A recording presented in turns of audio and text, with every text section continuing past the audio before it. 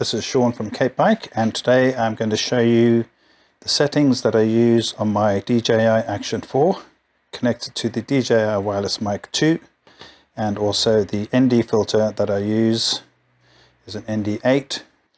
So what I'm going to start off with is showing you the basic settings that I have on this camera. So right now this camera is set to 4K 16:9 at 25 frames a second. My Rocksteady is set to on. It's not Rocksteady Plus, just standard Rocksteady, and that's that. And then if I go over to my settings, my exposure is set to auto. The frame rate is set to 100 to 8000, and then the EV I set to -0.3, sorry. And then my ISO level is 100 to 800. Confirm. So those are auto. My white balance is set to 5600. That's a set. It's a manual. It's not auto. I don't like the colors moving around. And then I use D-Log M. My field of view is ultra wide. And if I go down, if I look at my custom adjustments, my noise reduction set to -1. My sharpness set to -2. Confirm those. And then what I want to do is look at the audio. Currently it's not connected. So if I take the wireless 2, just turn that on. Yeah, that's turned on. Now as soon as I turn it on, it connects to this camera automatically. So now I can go and look at the audio levels. Transmitter set to -8, the gain is -8, and everything else is turned off. The other thing I want to look at is if I go into the main menu and look at the wireless mic, you can see all of my settings. So the LED light on the wireless mic is turned on, vibration is turned on, audio to video sync is turned on, low cut is turned off, 32-bit float recording is on. I use that as a backup. Auto power off automatically is turned on, so that when the camera disconnects from the mic, it turns it off to save the battery. And then you can obviously just format whatever's on your... So that was the settings for the 4. That's the 4 with the mic 2, and as I said, the ND filter, it's a Telson or Telison, and the one I use is an ND8, and that's it. This is now the setup for the DJI Osmo Action 6. This is the new 6. The door is off on this one because I use this DJI mic adapter for my lavalier mic. I'll just plug that in. That goes in there like that, and then if I just turn the mic on, I'll show you my current settings and what's all on there. If I scroll up, 4K 16:9 25 frames, exactly the same as on the Action 4. My Rocksteady is set to on, and the view is set to ultra wide. So again, the same as what's on the Action 4. If I go into the settings, the EV level on this camera, particularly this camera, is set to 0.7 or -0.7. My ISO level is set from 100 to 800, which is the same as the Action 4. And then my shutter speed is also the same as on the Action 4. It's 100 to 8000. It's exactly the same. The other thing is I use D-Log M on this one, and then the image adjustment on this one is slightly different. The noise reduction I have to -2, and the texture, which is the same as sharpness on the Action 4, I have that to -2. So both are -2. So okay on that. And then my variable aperture, which is different on this 6, which the 4 doesn't have. If you leave this on auto like that, what will happen is the iris in the front opens and closes, and then adjusts and messes around with your exposure levels. So I set that to fixed to f2.8, which is exactly the same as the aperture set on the Action 4. So now they're almost exactly the same settings, with the exception of a few other things. So the other thing this has built in is it has a built-in stabilization, so you can choose daily or sport. I choose sport because it's fast movement with this when I ride with this camera, so that's why I chose that one. And then from there, if I can't think I can see the audio at the moment, there's no audio or anything connected because the mic is not connected. But when the lavalier mic is connected in here, I then get the option to show my dB levels, and the dB levels I set on this camera is -12. And I think that's all there is on this camera. I don't think there's anything else that I can show you. I don't use a wireless mic on this. My bitrate set to high, not on standard, it's set to high. But it's the same on the Action 4 as well. I didn't show you that on the Action 4, but bitrate is set to high.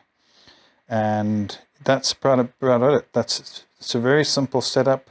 It's not a difficult setup at all. It's very simple and it seems to work very well.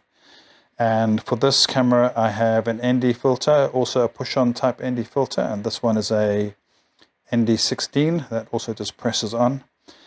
But that's basically my setup. And then what we'll do is we'll move then to a real world on the bike show of how it actually all works together. After we've done all the settings, I normally come out for a test ride and I close my visor because that is normally how I ride, with my visor closed. It's not locked closed, just press closed, so there's still some air coming in. So there's always a little tiny bit of wind noise coming through in my helmet, but not enough to distract from the actual voice audio, like talking section. So normally I do have my dash cam hooked up to my DJI wireless mic 2, and that captures engine noise. So I wanted to show you what it sounds like when it's not connected to anything at all.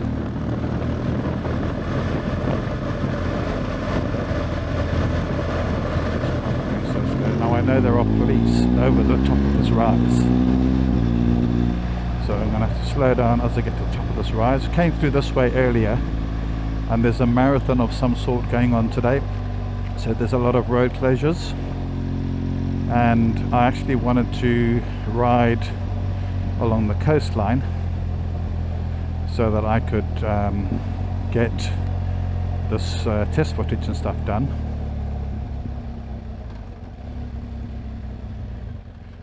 And here it's just oh,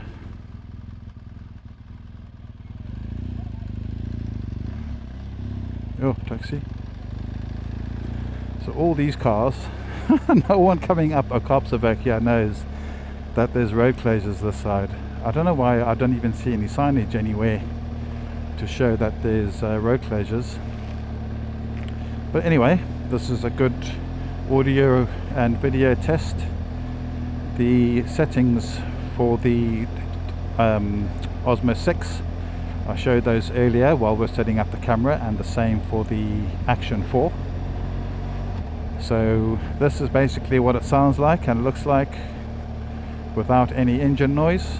And what I'll do a little later is show the editing process of how we edit this. But I am actually going to try and find another spot where I can stop and just get the mic 2 connected.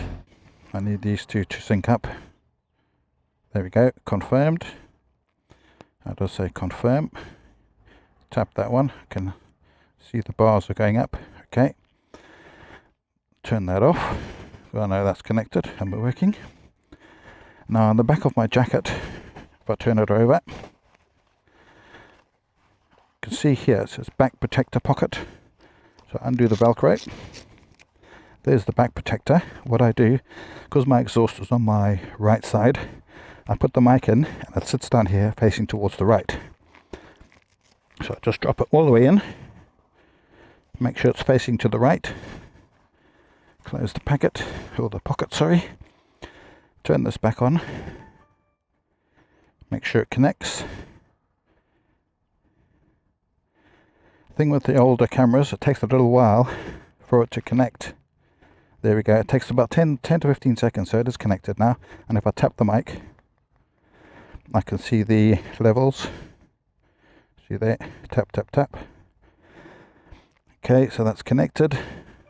Switch that off, put that back in its position. I can put my jacket back on with the mic in place now. Clap to sync.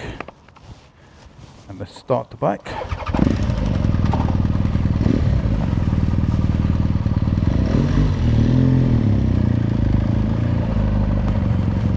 Now we have got engine noise.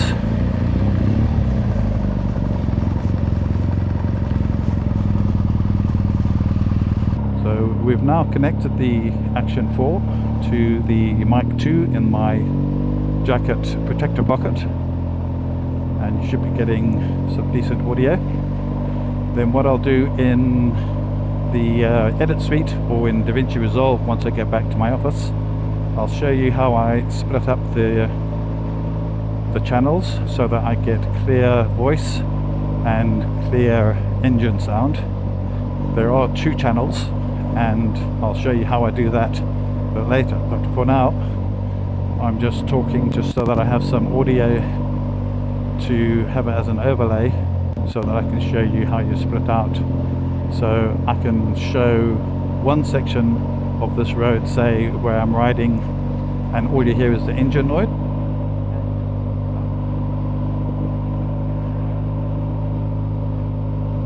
Another section, or even this section now, where I'm actually talking whilst riding. So you'll just see the difference, or you'll actually hear the difference really from the earlier footage. I'm just rambling now, but I think I've got enough footage now so that we can head back to the office and get some editing done. Right, here we are in the edit suite. I use DaVinci Resolve as my editor, and I'm just going to switch quickly to my main edit tab, which is this one. If I just zoom out, this is my current timeline with everything that I have that I've worked on so far. And if I just zoom into the last section before we switched to where we are now, it was probably about here. But I think I've got enough footage now so that we can head back to the office and get some editing done. Right, so that's where we are, and I've made a new timeline so that I don't mess with this timeline over here. This is just an example edit timeline, but it's the exact same footage that I've used before. This orange is my dash cam footage, and then the teal is the helmet cam footage. I'm just going to disable the video track and disable the engine track. So you can also see they're labeled here, voice and engine, and then they've got dash cam and helmet.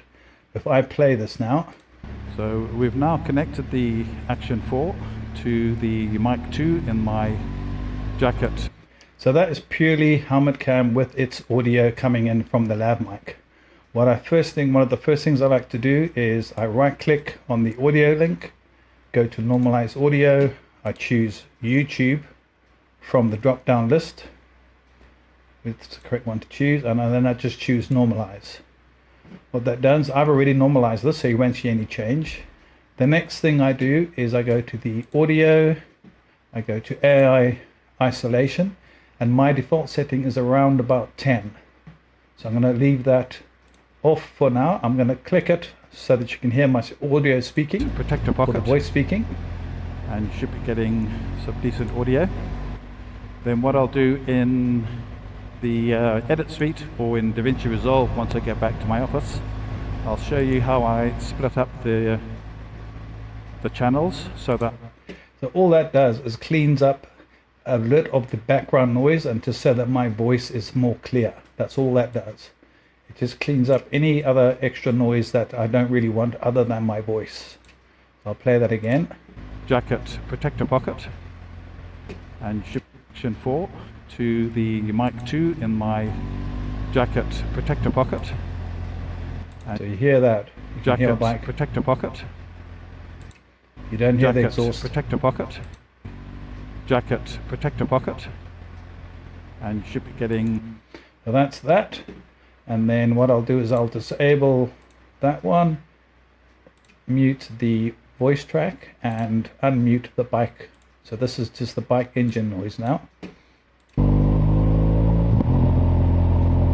Now to me that's way too loud, so I don't use voice isolation on this. What I do with this one is I generally just listen by ear, and then I'll play the both together but without looking at the helmet cam footage, getting some decent audio. Then what I'll do in the edit suite or in... What I'll do now is I use Fairlight, switch over to Fairlight. In Fairlight, at the top here, I will click on YouTube, click YouTube, and then come back and then choose lock metering. I lock the metering so that it doesn't move from where it's set currently. So what I actually wanted to do is, if you look here where it says integrated, when I play the video together, you'll hear jacket protector bucket. And so ideally I want this to stay in that orange 13 to 14, minus 13, minus 14 mark. Edit suite or in DaVinci. Because that minus 13 is exactly where YouTube wants you to have your audio levels. So if I mute just the engine noise, for example, jacket protector bucket, and you should be getting, see it's way under audio. It's 22, then what I'll do 22. So if I stop that, I'll now mute the voice and play just engine noise.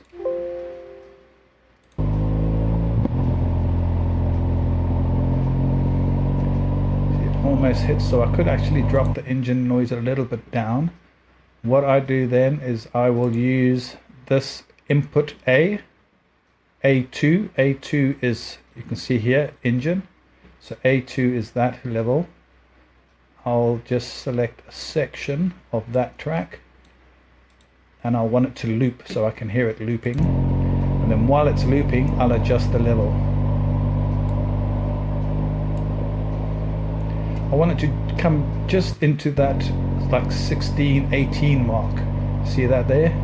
That's about 17 now. So it's not quite in the 13 mark that I'm looking for, or the 12, 13. Now if I add the two clips together, yeah, then what I'll do in the edit at my suite target, or in DaVinci Resolve once I get back to my office, some decent audio. Then what I'll do in the edit suite. So what I know now is that the combination of these two audios together, I can hear my voice clearly and I can hear the engine not too loud that it distracts. So I come back to my edit, and if I play these two together now, the Action 4 to the Mic 2 in my jacket protector bucket. So I get a nice balance between the audio and what the engine sound is. So what I'm going to do is I'm going to enable the helmet cam, and then I'm just going to use my blade tool and just cut some of these parts, and then just for variation, but I don't want it to cut the bottom engine sound. You see that? You don't want to cut the engine sound, so I'm going to just undo that. What I need to do is select this track because they're actually linked at the moment. You just right click, unclick the links, so now that one is on its own and that one is on its own. Now I use the blade tool and I'll just cut. I'm just cutting randomly just for the sake of showing you. So now when I play this, to the Action 4 to the Mic 2 in my jacket protector bucket, and then all I do is I go along the track, and wherever I see there's something either interesting that maybe I want to see from the helmet cam, or if there's something that goes past me that I want to see from the reverse cam, then I just switch the, but I mean that's general purpose, not general purpose, sorry, that's just up to personal preference. The Mic 2 in my jacket protector bucket.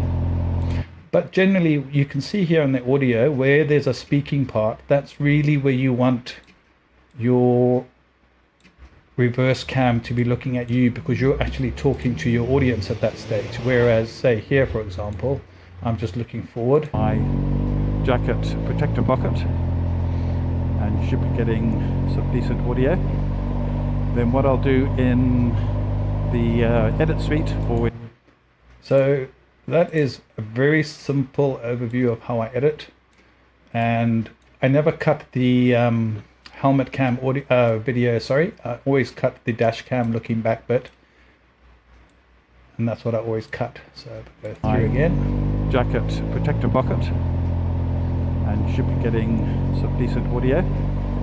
Then what I'll do in the edit suite or in DaVinci Resolve once I get back to my office, I'll show you how I split up the and that's exactly where we are right now. So I hope this has helped someone or anyone, and I know it's a very simplistic way of editing and it's not fancy at all, but I think for me it's the easiest way to edit things and get things done quickly. This is the simplest type of edit that I do, and as I said, like in my main edit, if I go back here, you can see where I add in text, or I do also sometimes use adjustment clips for like this pop out section here, for example. If I play that through, set to 4K 60. that's just an effect that's put on over the top of the video, but that's not for this video. So that is basically a very simplistic view of how I edit and how I split the two audios, and I hope that's helped someone. And if you like this video, please do subscribe. Thank you for watching this, and I'll see you soon.